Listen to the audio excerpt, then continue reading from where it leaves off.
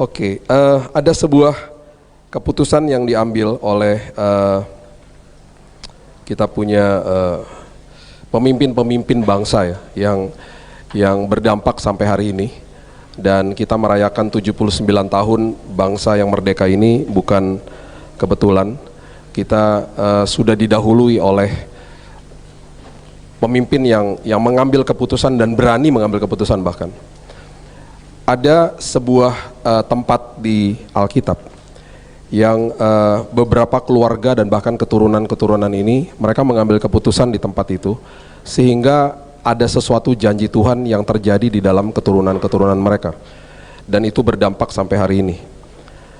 Sehingga apa yang terjadi dengan apa yang kita lihat nanti saya kasih tahu. Saya selalu suka tersenyum sendiri karena kalau kita tahu firman kebenaran itu, rencana jahat apapun itu tidak akan pernah terjadi. Ya, kita lihat pelan-pelan.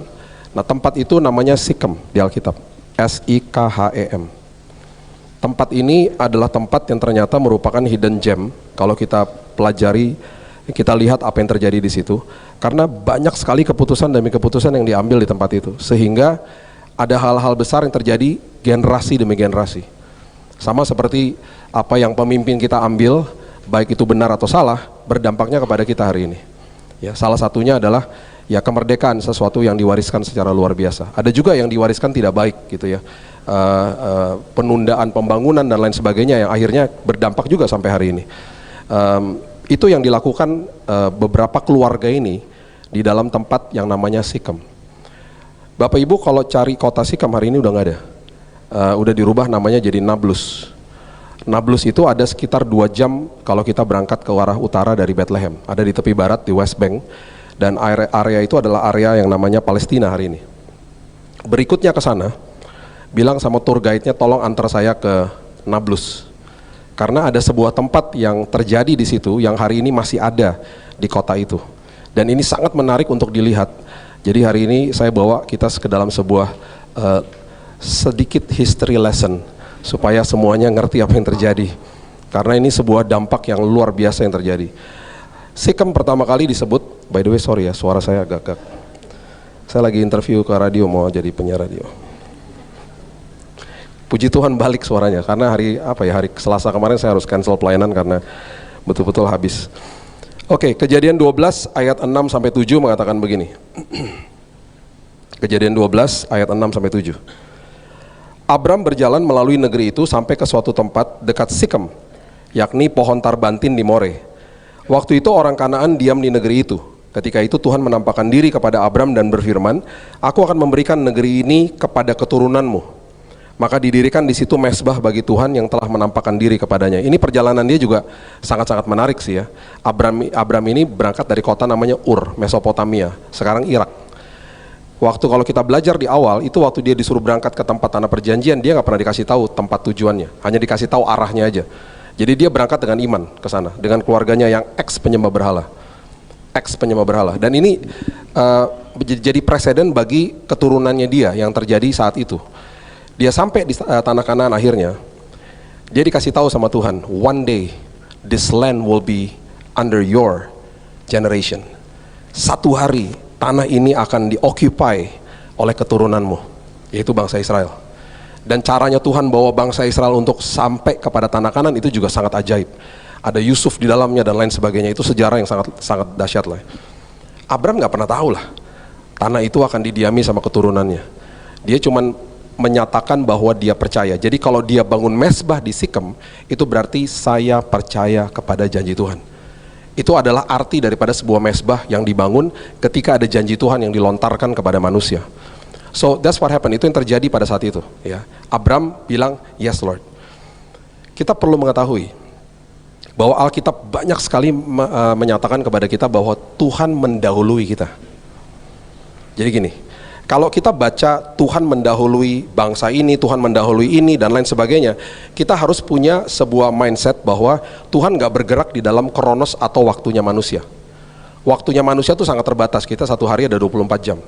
Kalau dikatakan Tuhan mendahului manusia, berarti hari Minggu besok, Tuhan udah ada di hari kita besok, menyiapkan yang terbaik bagi kita. Kita bisa berencana besok mau ngapain ya. Kita bisa besok jam 9 gue mau ke sini, gue mau ibadah di sini. Kita punya rencana banyak lah. Tapi kan kita nggak tahu apa yang terjadi besok. Iya kan? Tapi Tuhan sudah ada di sana merancangan yang terindah bagi kita. Dan bahkan kalau ada bahaya, dia udah blok semuanya. Jadi kalau ada pintu tertutup, jangan kecewa sama Tuhan. Ada kemungkinan ada bahaya di balik itu. Ngucap syukur aja. Karena Tuhan maha tahu dan maha hadir. Berarti di masa depan kita dia udah ada. Dia bergerak di dalam yang namanya kairos. Ya, itu nanti berikutnya kita akan bahas tentang prinsip atau pengertian tentang mendahului. Dan itu dahsyatnya luar biasa. Banyak contohnya lah. Bahkan ada satu peristiwa di mana Tuhan mendahului bangsa Israel untuk mengalahkan musuhnya dengan mengirim yang namanya tabuhan. Tabuhan itu artinya tawon, deadly beast, tawon yang mematikan. Terus Tuhan bilang gini, udah kamu gak usah pakai pedang sama panah, saya kirim tawon aja udah beres gitu. Kan aneh, caranya Tuhan selalu kayak begitu, tidak terduga gitu loh. Jadi kalau dia udah berperkara, dia sudah dikatakan mendahului kita, udah tenang aja. Itu sebabnya setelah selesai semua itu, kita udah sampai di ujung, kita kan bisa deklarasi Roma 8 ayat 28. Aku tahu sekarang bahwa Allah turut bekerja dalam segala sesuatu. Waktu sudah ngelewatinnya kan nggak tahu. Karena Tuhan sedang merangkaikan segala-galanya. Jadi selalu ingat, di dalam pikiran kita, Tuhan sudah mendahului kita. Dia maha tahu. Ya sekarang contohnya deh, kita lagi bawa mobil, mau belok di sebuah pengkolan, di sebuah jalan yang sangat sempit, dan itu ada blok misalnya, ada gunung dan lain sebagainya, kita nggak tahu gitu ya. Kita kan pasti hati-hati, kita pasti nggak mau mendahului mobil yang ada di depan kita karena bisa bahaya. Kita kan nggak tahu ada kendaraan yang berangkat atau sedang jalan dari arah yang berlawanan. Kalau Tuhan itu udah seperti pakai drone di atas. Dia udah tahu apa yang terjadi 1 detik di depan, 1 menit ke depan. Kita mana tahu. Kita sangat terbatas. Jadi jangan komplain sama Tuhan. Ya, kita pasti akan melihat kebaikan Tuhan at the end. Setelah semuanya selesai, kita bisa bilang Tuhan Engkau dahsyat. Ya. Itu yang terjadi sama Abram. Oke, sekarang coba lihat Kejadian 33 ayat 18 sampai 20. Ini adalah keturunannya dia. Setelah dia punya anak Ishak, dia punya cucu namanya Yakub. Ini yang terjadi sama Yakub. Dalam perjalanannya dari Padan Aram, sampailah Yakub dengan selamat ke Sikem di tanah Kanaan. Lalu ia berkemah di sebelah timur kota itu.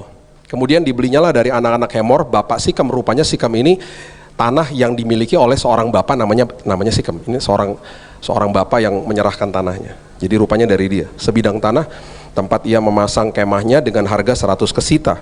Ia mendirikan mezbah di situ, dinamainya Allah Israel ialah Allah. Oke. Yakub itu ada masalah sama kakaknya. Kita udah tahu ya ceritanya ya, sama Esau. Dia lagi kabur nih, karena dikejar-kejar sama kakaknya. Dia transit di tempat namanya Sikem. Sikem adalah padang gurun. Sekarang kalau orang transit di padang gurun, yang mereka butuhkan nomor 1 apa? Air. Udah pasti dia gali sumur, betul nggak? Waktu dia gali sumur, ternyata selidik punya selidik. Sumur itu ternyata masih ada 1.800 tahun, hampir 2.000 tahun setelah kejadian ini. Didokumentasikannya di mana? Ada yang tahu? Tuh nggak baca Alkitab ya. Siapa? Yes. Waktu kita baca wanita Samaria yang berjumpa sama Yesus, itu satu-satunya sumur Yakub disebut di situ. Itu 1.800 tahun setelah ini. Dan airnya masih membual-bual. Masih keluar airnya dari situ. Coba lihat Yohanes 4 ayat 5 sampai 6. Yohanes 4 ayat 5 sampai 6. Maka sampailah ia ke sebuah kota di Samaria yang bernama Sikar, dekat tanah yang diberikan Yakub dahulu kepada anaknya Yusuf. Ya, Sikar ini areanya sama, area Sikem. Ya, di Samaria. Ternyata Sikem itu ada di Samaria saat itu. Di situ terdapat apa? Sumur Yakub. Yesus sangat letih oleh perjalanan, karena itu ia duduk di pinggir sumur hari kira-kira pukul 12. Sumur itu airnya masih membual-bual, masih keluar. Kenapa? Ada sebuah keputusan yang diambil sama keluarganya Yakub, sampai sumur itu 1.800 tahun masih ada. Dan kenapa tadi saya bilang Bapak Ibu kalau bisa pergi ke Nablus yang merupakan kota yang tadinya Sikem itu, karena rupanya sumur Yakub sampai hari ini masih ada di sana. Dan sumur Yakub ini sekarang di atasnya ada gerejanya, kedalamannya 46 meter.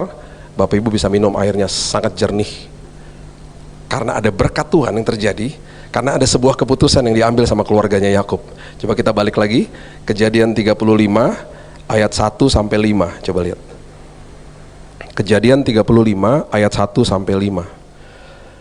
Allah berfirman kepada Yakub, "Bersiaplah, pergilah ke Betel. Tinggal di situ, buat di situ mezbah bagi Allah yang telah menampakkan diri kepadamu ketika engkau lari dari Esau kakakmu." Ya. Lalu berkatalah Yakub kepada seisi rumahnya dan kepada semua orang yang bersama-sama dengan dia, "Jauhkan dewa-dewa asing yang ada di tengah-tengah kamu. Tahirkan dirimu dan tukar pakaianmu." Rupanya mereka suka pakai perhiasan pakaian mereka untuk penyembahan berhala. Jadi rupanya ini turunan nih dari opanya gitu ya, keluarga sama rombongan ini ada yang masih menyembah berhala rupanya si Yakub. Ya. Kemudian dikatakan begini, "Marilah kita bersiap, ya, dan pergi ke Betel. Aku akan membuat mezbah di situ bagi Allah yang telah menjawab aku pada masa kesesakanku dan yang telah menyertai aku di jalan yang kutempuh." Perhatikan ayat 4. Mereka menyerahkan kepada Yakub, semuanya menyerahkan kepada Yakub ya, segala dewa asing yang dipunyai mereka dan anting-anting yang ada pada telinga mereka. Lalu Yakub menanamnya di bawah pohon besar di dekat Sikem. Dikeluarin lagi kalimat ini. Alkitab kalau mengeluarkan sebuah tempat atau kata atau apapun itu dan diulang-ulang, berarti ada penekanan yang patut dipelajari. Karena itulah Alkitab. Alkitab nggak asal ditulis, karena sumbernya hanya satu, yaitu Tuhan. Ya. Jadi mereka serahin nih semua jimatnya di sana. Pertolongan Tuhan langsung terjadi, ayat 5. Sesudah itu berangkatlah mereka, kedahsyatan yang dari Allah meliputi kota-kota mereka, sehingga anak-anak Yakub tidak dikejar. Pertolongan terjadi langsung. Ya. Nah, hari ini mungkin kita bilang gini, gue gak punya jimat, gue gak punya patung-patung. Tapi tanpa kita sadari ada yang selalu kita kejar dalam hidup ini, yang selalu menawan pikiran kita hari lepas hari. Dan tanpa kita sadari kita jadikan sesuatu itu Tuhan atas hidup kita. Hati-hati loh. Jadi gini loh, jangan pernah berpikir bahwa saya gak kejar-kejar uang kok Pak. Tanpa kita sadari, hidup kita yang dirudung dengan ketakutan itu jadi Tuhan atas hidup kita. Tanpa kita sadari, hidup kita yang dirudung dengan semua depresi dan bad thinking, negative thinking, dan itu yang kita akhirnya meliputi hidup kita. Tanpa kita sadari itu jadi Tuhan atas hidup kita, jadi ilah atas hidup kita. Jadi kita nggak bisa lepas dari belenggu itu. Salah satu contoh yang lain lagi, sampah yang masih kita bawa dari masa lalu. Dan kita nggak bisa lepas dari itu jadi Tuhan atas hidup kita. Kita hidupnya berkutatnya di situ aja terus. Jadi perhatikan ini baik-baik. Orang yang terima Yesus sebagai juru selamat mengalami proses namanya dibenarkan, justified. Proses berikutnya yang sedang kita alami semua sebagai anak Tuhan hari ini adalah sekolah kehidupan, sanctification, dikuduskan tiap hari. Dikuduskan tiap hari itu berarti kita lagi ngedetox semua sampah yang masih ada dari masa lalu.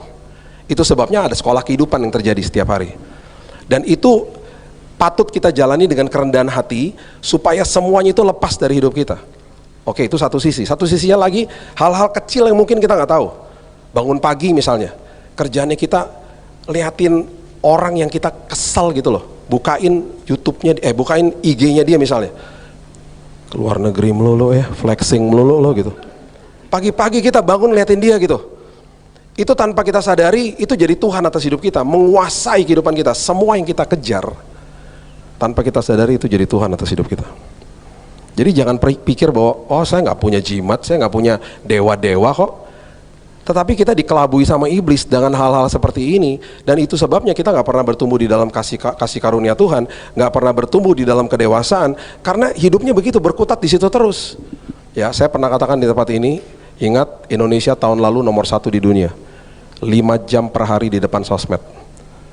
Kecuali jemaat Grace Community, muka firman semua di sini. Saya sedih lah lihat kayak gitu-gituan ya. Maksudnya kenapa nggak dijadikan sosial media jadi mimbarnya kita gitu untuk berkhotbah. Kita bisa forward satu ayat dan lain sebagainya, dan mungkin yang like cuma 1 ya.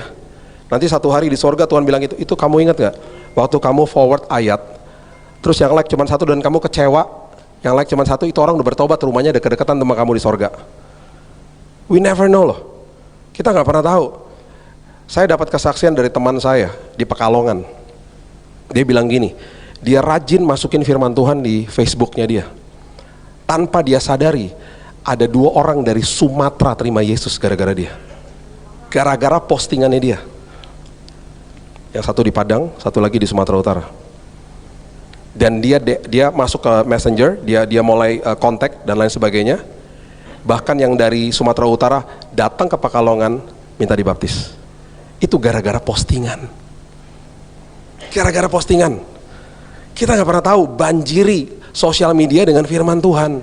Jangan debat kusir. Jangan udah ngeliatin ada postingan yang hamba Tuhan nyebelin, ikut-ikutan. Aduh udahlah, nggak penting banget gitu loh.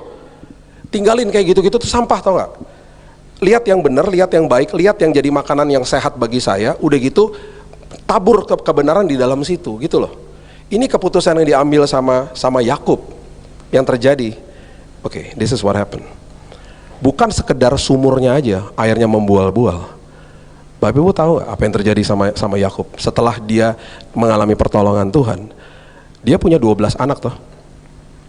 Dan 12 ini adalah anak-anak yang akhirnya nanti menjadi kepala sukunya bangsa Israel. Oke. Satu-satu diberikan sama dia nubuatan sebelum dia mati. Perhatikan apa yang dia katakan kepada anak yang nomor 4 namanya Yehuda. Coba lihat Kejadian 49 ayat 10. Kejadian 49 ayat 10. Dia katakan begini. Ini udah mau mati ya. Anak nomor 1 kan dikasih tahu, nomor 2 Ruben lah, Simeon lah, Lewi itu mau dikasih tahu, anak-anak nomor 4 Yehuda dikasih tahu gini.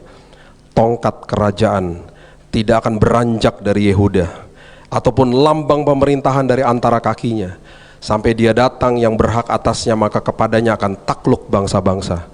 Saya percaya Yakub pasti nggak tahu tuh maksudnya apa. Yehuda juga pasti pas dengar gini, apaan sih nih gitu. Ternyata keturunan Yehuda yang dimaksudkan di ayat ini adalah Yesus. Makanya waktu dia naik ke kayu salib sebagai anak domba Allah. Waktu dia bangkit, dia disebut singa Yehuda, the Lion of Judah. Gara-gara ini. Dahsyat ya. Oke. Kita terusin ya ke bawahnya ya. Ini turunan Yehuda. Siapa? Daud. Satu hari Daud bilang begini sama Nabi Nathan, advisernya. Bro, sini. Lu tolong tanya sama Tuhan. Gue mau dirikan bait Allah. Kenapa bos?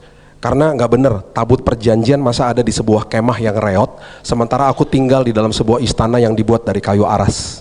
Itu kalimatnya dia kepada Nabi Nathan. Hadirat Tuhan itu selalu dilambangkan sama tabut perjanjian. Ya. Dan kalau kita lihat tabut perjanjian selalu mendahului bangsa Israel ketika ada bahaya. Nanti kita belajar itu dahsyat banget lah. Tuhan mendahului kita, itu ada lambangnya waktu saat itu. Makanya kalau ada sesuatu yang mengerikan, tabut perjanjian jalan duluan. Oh, dijaga mereka. Itu lambangnya Tuhan, lambang hadirat Tuhan. Sekarang hadirat Tuhan di dalam sini, bukan di tabut perjanjian. Ya. Nah saat itu dia merasa gini, nggak bener dong. Masa ada di dalam sebuah kemah yang reot, sementara gue tinggal di dalam istana yang mewah gitu loh. Coba tanya sama Tuhan. Nabi Nathan berdoa, balik lagi bilang gini, bos nggak usah bos. Katanya Tuhan nggak usah. Nanti biarkan anakmu aja yang bangun. Siapa namanya? Salomo. Tetapi karena inisiatifnya datang dari Daud, Tuhan membuat sebuah holy covenant, perjanjian kudus. Perjanjian kudus itu bukan kontrak. Kalau kontrak satu pihak tidak memenuhi kewajibannya, bisa dituntut atau kontrak batal. Perjanjian kudus satu pihak tidak melakukannya, yaitu manusia, Tuhan tetap setia. Itu holy covenant yang Tuhan berikan kepada kita sampai hari ini. Dia kasih sama Daud, dia bilang begini, kasih tahu sama Daud, kerajaan, keturunan dan keluarganya akan aku kokohkan sampai selama-lamanya. Dia ngomong begitu. Siapa keturunan dan kerajaan dan keluarga secara rohani? Bapak, Ibu, dan saya. Dikokohkan sampai selama-lamanya. Secara fisik siapa keturunannya? Bangsa Israel. Makanya kalau saya dengar di news, orang bilang ini bangsa mau dihancurkan bla bla bla dan segala macam. Kalau orang tahu firman, gak akan bisa. Bangsa Israel gak sampai 5% percaya Yesus. Sampai hari ini kenapa dijaga? Karena ada perjanjian kudus ini yang Tuhan berikan kepada Daud. Kerajaan dan keturunanmu akan aku kokohkan sampai selama-lamanya. Amazing. Makanya dahsyat banget. Makanya itu bangsa ya, udah dikerubutin sama banyak bangsa, tetap aja kokoh. Dan bukan sekedar kokoh secara keamanannya saja. Sekarang ada tur ke Tel Aviv. Bapak Ibu dibawa untuk lihat discovery yang mereka temukan. Kan biasanya ada tour, kan turnya ke site-site yang historical ya, tempat-tempat sejarah. Ini ada tour yang dibawa ke Tel Aviv untuk lihat perusahaan-perusahaan yang membuat produk-produk yang kita nggak pernah pikir yang dibuat sama bangsa Yahudi. Contoh, ada sebuah perusahaan namanya Given Image. Dia adalah perusahaan yang pertama yang membuat kamera terkecil yang bisa masuk ke dalam tubuhnya manusia. Siapa yang buat? Bangsa Yahudi. HP kita yang kita pegang, Apple lah, merek dari Cina lah, Samsung lah, prosesornya mereka yang buat. Mereka nggak kejar mereknya, mereka kejar prosesornya, royaltinya ke mereka semua. Mereka selalu behind the scene. Itu sebabnya mereka kayanya luar biasa. Saya waktu 13 tahun tinggal di Amerika, saya punya teman-teman marinir di sana. Tiba-tiba satu hari mereka bilang, saya tanya gini, where you going? I'm going to Israel. Ngapain lo ke Israel? Lah, gue kan pelatihan di sana. Pelatihan apaan? Lah, intelijen kita itu latihannya di sana, dilatih sama mereka. Oh gitu? Iyalah. Mereka, lo pikir siapa yang latih kita? Mossad lah yang latih kita. Itu teman-teman saya waktu itu. Oh gitu? Iya. Itu mereka luar biasa banget. Jadi kalau kita ngerti itu, kita ngerti apa yang terjadi saat ini. Siapa yang menguasai dunia perbankan? Ya mereka lah. Itu karena ada janji Tuhan kepada Daud. Jadi nggak main-main. Nah, oke. Salomo ya. Kita lihat ya Salomo ya. Saya nggak kasih, nanti Bapak Ibu baca sendiri, cari ayatnya ya. Nanti lihat di ayat yang tentang hidupnya Salomo. Istrinya 700. Kundiknya 300. Berarti 700 mertua loh. Pusing nggak? Satu mertua aja udah pusing nih, 700 mertua. Pusing gak? Saya nggak pusing sama mertua saya luar biasa. Umur berapa sekarang? Saya 83, 85. Sweetheart banget mereka. Oke. Waktu dia hidup jauh dari Tuhan. Ini yang firman Tuhan katakan, harusnya aku koyakan kerajaanmu. Tapi karena ayahmu Daud, aku luputkan kerajaanmu. Itu perjanjian kudus. Oke, saya buktiin lagi. Daud udah nggak ada, 300 tahun dia udah mati. Ada keturunannya namanya Raja Ahaz. Raja Ahaz dikepung sama raja-raja. Dia pegang kerajaan Yehuda pada saat itu. Dikepung sama raja-raja. Terus datang Nabi Yesaya. Setiap raja tuh ada nabi-nabinya. Nabi Yesaya datang. Bos, Tuhan yang nanti 700 tahun lagi akan menjelma jadi manusia, dia siap membantumu bos. Namanya nanti akan disebut Immanuel. Itu pertama kali kata Immanuel keluar di Yesaya 7. Tahu Ahaz bilang apa? Gak usah, gak mau. Jangan ngerepotin Tuhan. Ini udah ada Raja Asyur yang mau bantu saya katanya. Raja Asyur ini mau datang mau bantu saya. Udah, saya mau percaya sama apa yang saya bisa lihat aja pakai mata jasmani. Terjadi akhirnya Raja Asyur bantu dia, tapi kan gak gratis. Dimintain upeti, dijajah secara ekonomi. Anaknya Hizkia itu akhirnya mau diambil teritorinya, anaknya Ahaz. Dan satu hari satu malam 185.000 tentara Asyur mengepung kerajaannya Hizkia, anaknya Ahaz. Karena setelah bapaknya kuasain ekonomi, sekarang teritori mau diambil. Tahu nggak Alkitab bilang apa? Pada malam hari itu Tuhan mengirim malaikatnya dan 185.000 tentara Asyur mati ditumpas. Dan firman Tuhan bilang begini, aku lakukan itu oleh karena namaku dan oleh karena moyangmu Daud. 300 tahun Daudnya udah gak ada. Ini sebagai bukti sebuah komitmen yang dibuat sama seorang keluarga, seorang Yakub, berdampak sampai generasi, sampai hari ini. Itu yang terjadi. Jadi saya mau kasih tahu sama kita semuanya, jangan lupa mesbah keluarga. Ambil keputusan hari ini, buat keluargamu utuh di dalam Tuhan, dan lihat pemeliharaan Tuhan akan terjadi buat anak-anak dan keturunanmu, karena keputusan yang kita ambil hari ini ya. Di bagian yang terakhir coba lihat Ulangan 11 ayat 29. Apa yang terjadi di Sikem ini sesuatu yang juga luar biasa. Ulangan 11 ayat 29 mengatakan begini, apabila Tuhan Allahmu telah membawa engkau ke negeri yang engkau masuki untuk mendudukinya, maka haruslah engkau mengucapkan berkat di atas gunung Gerizim dan kutuk di atas gunung Ebal. Oke, saya jelasin. Jadi gini, waktu mereka masuk ke dalam tanah perjanjian, dipimpin sama Yosua. Yosua menggantikan Musa sebagai pemimpin. Ada 12 suku toh. Suku Lewi itu adalah praise and worship timnya. Ya. Kalau kita lihat tim praise and worship dulu tuh Lewi, suku Lewi tuh yang makanya persepuluhan dikasih buat mereka dulu dalam bentuk agraria ya dulu seperti itu. Nah, waktu itu terjadi, Yosua mengatakan kepada semua bangsa Israel, sekarang sebagian berdiri di atas gunung Gerizim, sebagian berdiri di atas gunung Ebal. Nanti suku Lewi akan membacakan Taurat, atau yang kita katakan bacain Alkitab lah, bacain firman Tuhan gitu ya. Nah, ingat gak kalau kita baca Ulangan itu ada berkat dan kutuk. Kalau kamu lakukan gini, kamu akan diberkati. Kalau kamu lakukan ini, kamu akan dikutuk gitu ya. Ketika kata berkat keluar, semua suku yang berdiri di atas gunung Gerizim akan ngomong gini, amin gitu. Ketika kata kutuk yang keluar, semua yang berdiri di atas gunung Ebal akan bilang amin, semuanya gitu. Ya. Jadi Gerizim itu berkat, Ebal itu kutuk. Contohnya begini. Coba lihat Ulangan 27 ayat 12 sampai 15. Ulangan 27 ayat 12 sampai 15. Sesudah kamu menyeberangi sungai Yordan, maka mereka inilah yang harus berdiri di atas gunung Gerizim untuk memberkati bangsa itu. Jadi suku-suku yang memberkati bangsa itu berdiri di atas gunung Gerizim. Ini membuat saya merinding soalnya kalau baca ini. Karena Alkitab tuh selalu nggak pernah kebetulan. Dikatakan begini, Simeon, Lewi, ada suku apa di situ? Yehuda. Suku yang akhirnya merupakan sebuah suku yang menjadi nenek moyangnya Yesus gitu loh, kelahiran Yesus. Isakar, Yusuf, dan Benyamin. Mereka inilah yang harus berdiri di atas gunung Ebal untuk mengutuki suku apa? Ruben, Gad, Asyer, Sebulen, serta Naftali. Maka haruslah orang-orang Lewi mulai bicara mengatakan kepada seluruh orang Israel dengan suara nyaring. Ini contohnya kayak begini nih. Terkutuklah orang yang membuat patung pahatan, tuangan, kekejian bagi Tuhan, buatan tangan seorang tukang yang mendirikannya dengan tersembunyi. Karena kutuk, semua bangsa yang berdiri di atas Ebal mengatakan amin. Ya, kalau berkat Gerizim. Oke, hari ini di antara Gerizim sama Ebal itu ada lembah. Lembah itu namanya Sikem. Tadi saya udah kasih tahu ya, Sikem itu padang gurun.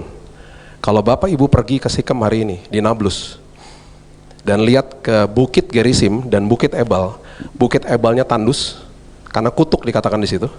Gunung Gerizimnya penuh dengan kehijauan karena berkat dikatakan di situ.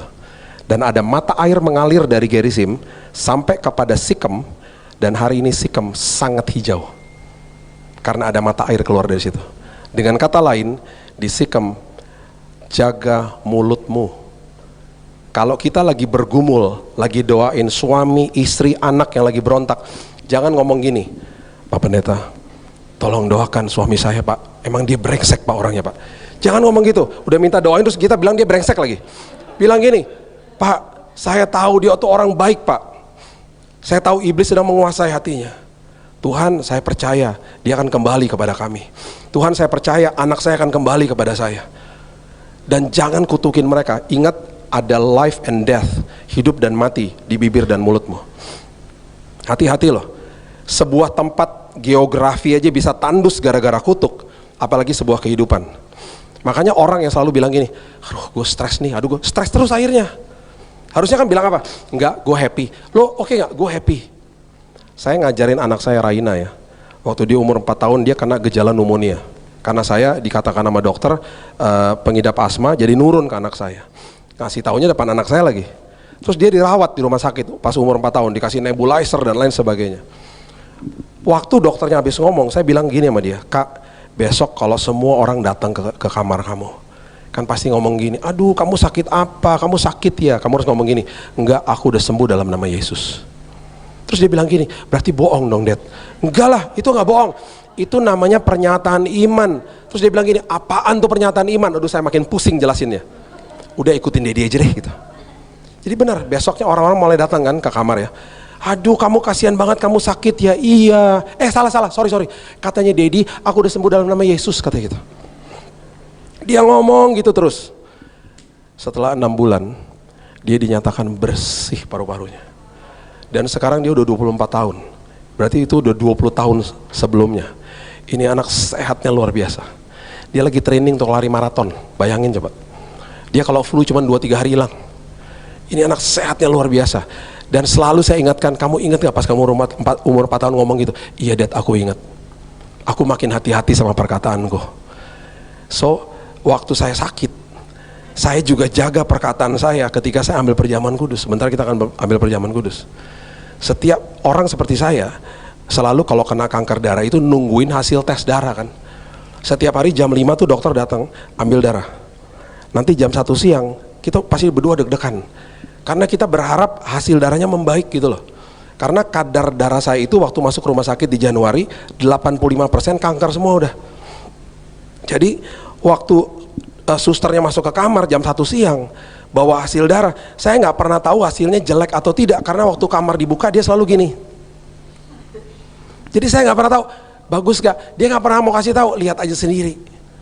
Dalam bentuk map kami buka dan selalu jeblok, turun, bahkan pernah menginjakan leukosit atau darah putih pertahanan tubuh saya 0,03, deg-degan saya, dan saya kolaps lah habis itu, mengalami momen-momen yang hampir mati lah, karena turun terus darahnya. Setiap kali jam 1 siang itu terjadi, hari kan masih panjang, ada orang nanti mau datang, teman mau datang, saya bilang saya nggak mau bete, saya nggak mau bad mood, saya bilang istri saya, yuk kita perjamuan. Jadi saya bilang, Tuhan, tubuhmu yang tercabik-cabik sudah menyembuhkan aku Tuhan. Tuhan, darahmu yang tercurah di kayu salib menggantikan darahku yang rusak, bahkan membersihkan semua darahku dari kanker Tuhan. Aku manunggal dengan Tuhan.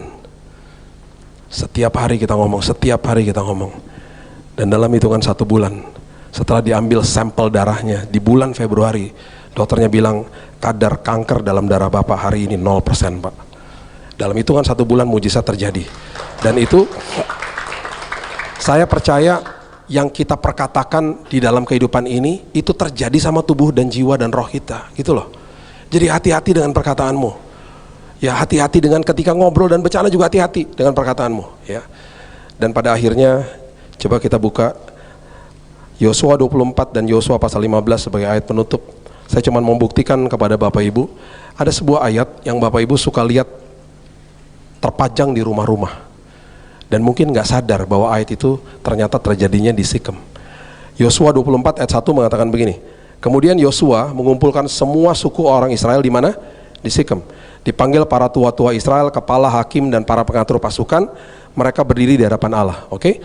Mereka berdiri di Sikem. Kalau kita baca ayat selanjutnya, mereka deklarasi, Tuhan terima kasih, kami udah dibawa ke tanah perjanjian, bukan kuat dan gagah kami, ini semua karena Tuhan. Terus ada deklarasi yang dia buat, seperti deklarasi independennya Indonesia. Dia katakan begini, Yosua 24 ayat 15, bagian yang terakhir aja, Bapak Ibu lihat, Yosua 24 ayat 15. Ada? Coba lihat bagian yang terakhir ya. Baca sama-sama ya dari kata tetapi ya, 2, 3. Tetapi aku dan seisi rumahku, kami akan beribadah kepada, oke, katakan dengan keras ya, 2, 3. Tetapi aku dan seisi rumahku, kami akan beribadah kepada, pasti pernah baca, di pajangan-pajangan di sebuah rumah. Jadi kalau nanti baca lagi, ingat bahwa ternyata pernyataan Yosua ini dikatakan di Sikem. Kalau belum ada mesbah keluarga nanti malam. Keluarga yang berdoa bersama akan stay together. Saudara saya jauh Pak, orang tua saya jauh, video call. Saya tidak pernah mau lewatin namanya mesbah keluarga, setiap hari. Ya, akhirnya jadi apa? Seperti little cell group gitu loh. Saling sharing dan lain sebagainya, dan perjamuan kudus setiap hari. Ya. Keputusan yang kita ambil hari ini akan berdampak kepada keturunan kita, seperti yang bangsa Indonesia lakukan sampai hari ini. So, pilihan ada dalam tangan kita. Saya percaya seperti yang Alkitab sudah katakan, kalau kita jaga perkataan, kita jaga komitmen kita, kehidupan kita akan terus naik dan bukan turun. Ya, menjadi kepala bukan menjadi ekor. Ya, mari kita tundukkan kepala kita siapkan hati kita untuk perjamuan kudus. Saya undang tim Praise and Worship boleh nyanyi satu lagu.